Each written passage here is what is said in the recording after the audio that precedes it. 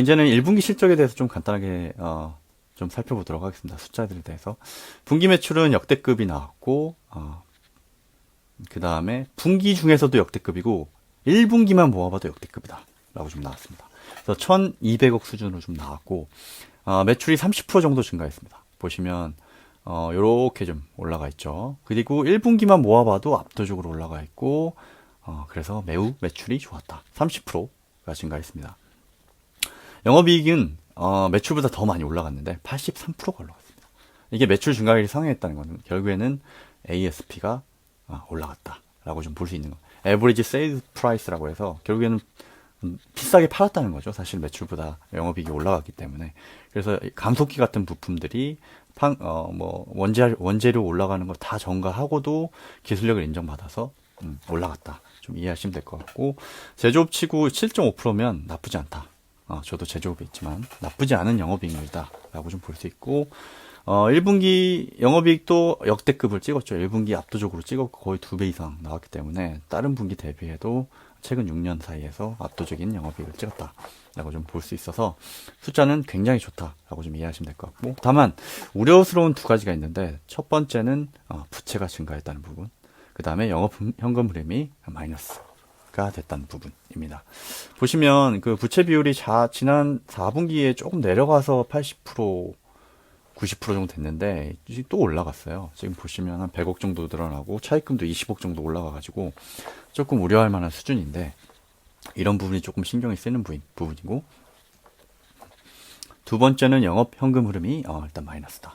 영업 현금 흐름이라고 하는 것은 결국에는 실제로 얼마를 팔아서 얼마가 현금이 들어왔냐는데, 돈 쓴 거보다 들어온 게 적었다는 얘기죠. 사실은 이거는 좋지 않은 현금 흐름이라고 좀 볼 수 있고요.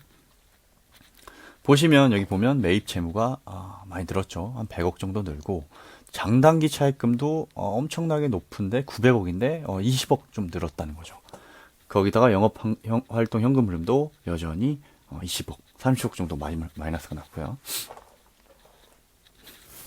이런 부분은 저희가 좀 체크를 해봐야 될 사항인 것 같습니다. 그래서 이런 부채 증가를 조금 살펴보면 기본적으로 현금성 자산이 147억을 좀 보유하고 있는데, 1년 이내에 갚아야 될 장단기 차입금이 977억이다. 전분기에 950억이었는데 20억이 늘었습니다. 그래서 이 부분이 사실 조금 우려스러운 부분인데, 그래서 제가 좀 검색을 해보니까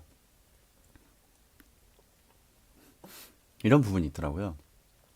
SPG 호실적에도 차입 확대 눈길. 더 벨에서 나온 기사였는데, 요약을 좀 해보자면, 지난해 일시적으로 운전자본이 증가하면서 현금 흐름이 둔화한 영향이 컸다. 그래서 올해 운전자본 관리를 강화해서 영업 현금 흐름을 개선하겠다는 구상이다. 보시면 1분기에도 영업 활동 현금 흐름이 마이너스, 제가 말씀을 드렸죠. 이게 왜 마이너스냐면, 미국, 중국, 베트남 등 해외 쪽 매출이 커지다 보니까 해외 법인을 중심으로 매출 채권이 늘어나면서 현금 유입이 정치적이기 때문이다. 그러니까 이게 단기 차입금이 많은 이유와 현금 흐름이 마이너스인 이유에 대해서 동시에 좀 설명하는 문구가 좀 될 것 같은데, 그래서 SPG는 이런 상황에서 외부 차입 전략을 추진했다. 특히 단기 차입감을 늘렸다. 이거를 좀 해석해 보자면, 결국에는 이런 매출 채권들이 결국에는 지역별 차이에 의해서 들어올 거기 때문에 1년 이내에 이런 900억 수준의 차입금들은 들어올 돈이 있으니까 당연히 늘렸다.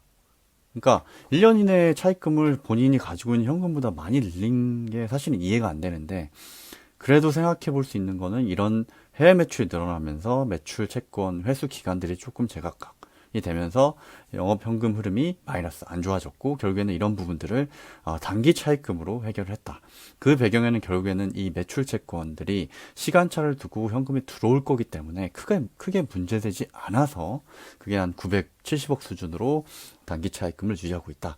이런 식의 좀 해석이 좀 가능하거든요.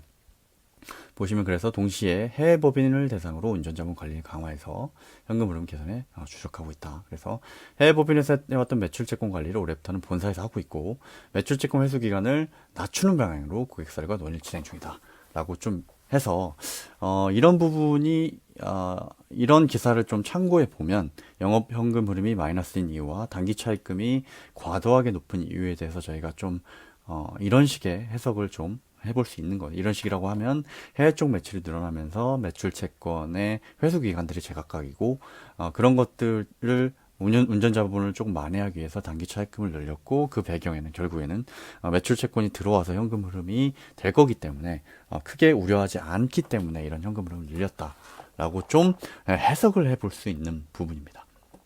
영업 현금 흐름 관련돼서 조금 더 말씀을 좀 드리자면 보시면 영업 현금 흐름 전환, 마이너스 전환 가장 큰 이유가 아까 보면 뭐 매출 채권 같은 경우는 감소를 했기 때문에 그래도 조금 나아졌긴 했는데 여기서 제일 크게 안 좋아진 부분이 선급금의 증가가 되겠습니다. 그래서 보시면 10억에서 90억이 됐기 때문에 80억이 악화가 됐다. 이게 영업 현금 흐름 마이너스의 결정적인 역할을 했다라고 좀 보시면 되고 선급금이라는 게 결국엔 뭐냐라고 하면 일반적으로 상품을 구입하기 위해 선 지급한 비용이다 라고 좀 돼 있고 건물이나 비품을 매입하는 경우도 해당된다.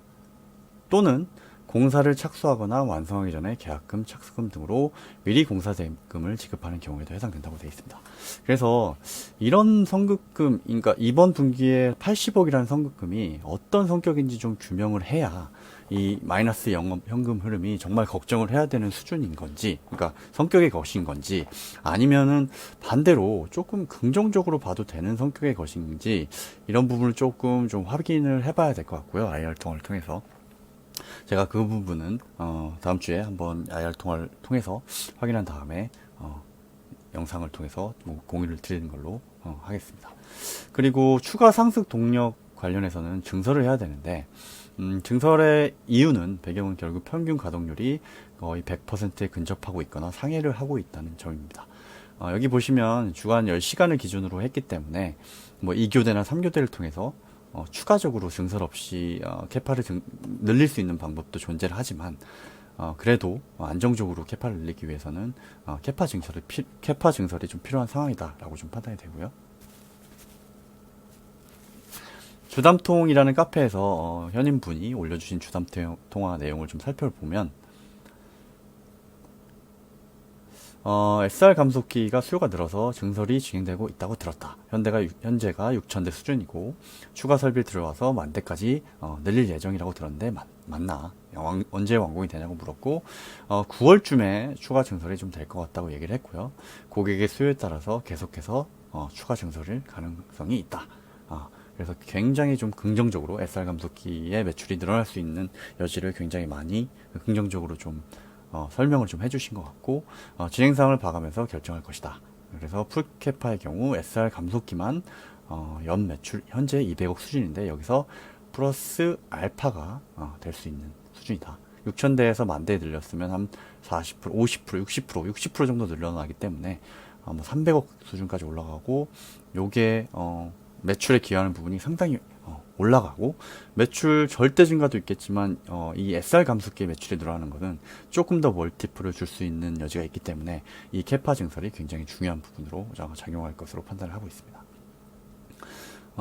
반복이 되고요.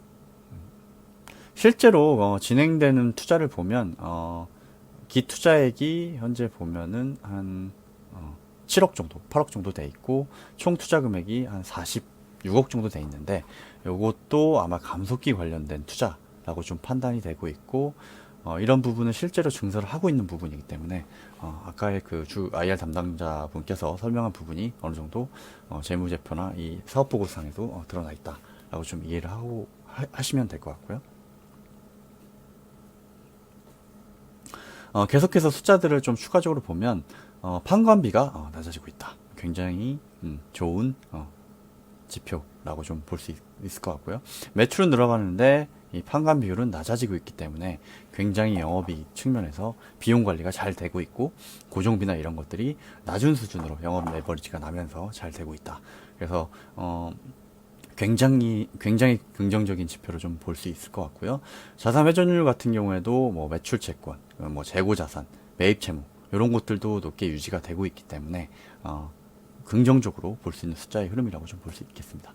보시면 그때도 제가 공부를 했었는데 재고자산 회전율이나 매출채권 회전율, 매입채권 회전율은 높을수록 좋은 지표가 좀 될 지표로 이해하시면 될 것 같고요.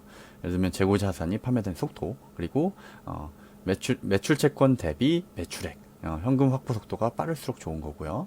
그 다음에 매입채권 회전율 같은 경우에는 매입 채무가 실제로 얼마나 빨리 매출액으로 실현되고 있느냐기 때문에 이 숫자들이 우상향하고 있는 그림들은 좋은 시그널이다 라고 이해하시면 될 것 같고, 매입 채무 회전율이 약간 낮아지긴 했지만 그래도 전반적으로는 좋은 추세를 유지하고 있기 때문에 2분기에도 한번 좀 기대를 해볼 만한 지표가 될 것 같고요. 그래서 그 매출 비중을 좀 보면 지금 기타에 저희가 중요하다고 생각했던 뭐 유선 감속기, 정밀 감속기 이런 것들이 좀 들어있기 때문에 이 지표가 좀 늘어나는 게 중요합니다. 그래서 연간 보면 한 23억 정도였거든요. 근데 지금 한 말씀을 잘못 드렸네요. 226억 정도였는데 1분기에 61억 정도 했기 때문에 매출 추이를 봤을 때는 괜찮은 수준이다 라고 보여주고, 내수는 전체적으로 보더라도 이게 256억 정도 하던 게 현재 73억을 했기 때문에 1분기에 괜찮은 지수다. 근데 여기에는 뭐 동력 모터, 유선 감속기가 들어갔기 때문에 결국에는 정밀 감속기 매출이 어느 정도인지 1분기에 좀 확인을 해봐야 될 사항으로 판단을 하고 있습니다. 그리고 ASP가 높은 BLDC 모터 같은 경우에도 현재 보면은 그래도 조금 슬로워지지 않았나 보시면 450억 하던 게 1분기에 국내는 좀 슬로워졌는데 해외 쪽이 아웃퍼폼 되면서 BLDC 모터 같은 경우에도 분기 페이스를 보면 450억 하던 게 1분기에 139억이 나왔기 때문에 잘하고 있다.